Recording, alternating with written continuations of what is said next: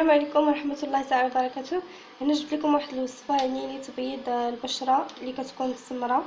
البشره في الاصل ديالها كتكون بيضاء، ولكن ديك الاسمرار اللي كيكون مثلا في الركبتين او في شي مناطق اخرى. هاد الوصفه انا جربتها وفعاله. هنا عندي الليمون، انا استعمل 2 حبات. الا كان عندكم ليمون كبير وفيه الماء تقدروا تستعملوا غير حبه واحده، هذا ما فيهش الماء بزاف داكشي باش تستعمل 2. وهنا عندي العكر الفاسي. بعد ما عصرت هاد الليمون غادي نضيف يعني راس ملعقه غير القليل من العكر الفاسي. بالنسبه لهاد العكر الفاسي او كيتسمى دم الغزال هو باللعمان، يعني الورود ديال باللعمان مطحونه مكرمه ومطحونه الا كانوا يعني ما مزورينوش. اذا هذه هي الوصفه ديالنا. اللي بغى يزيد عليها يعني الصابون البلدي من الافضل. صافي وتدهن في المناطق يعني السمراء.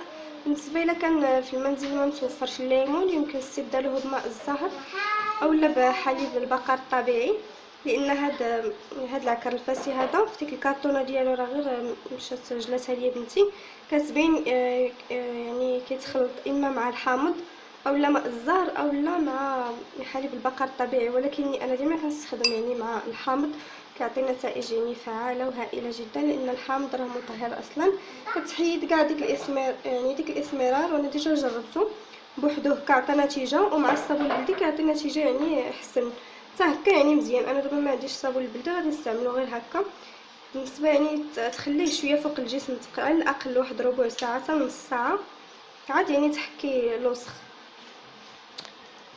الوجه ما كنستخدموش انا في الوجه، لان الوجه البشره ديالو حساسه، ما كننصحش انه يتم الاستخدام ديالو، لان ديك العكر الفاسي يقدر يكونوا مزورين والله اعلم.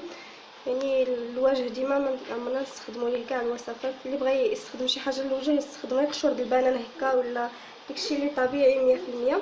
حتى هذه طبيعيه، ولكن بالنسبه للوجه انا كنفضل ما نستخدم ليه حتى شي حاجه. كنتمنى اللي استفد من هذه الحلقه يضغط على زر الاشتراك بالاحمر ويفعل الجرس باش يتوصل بجديد القناه.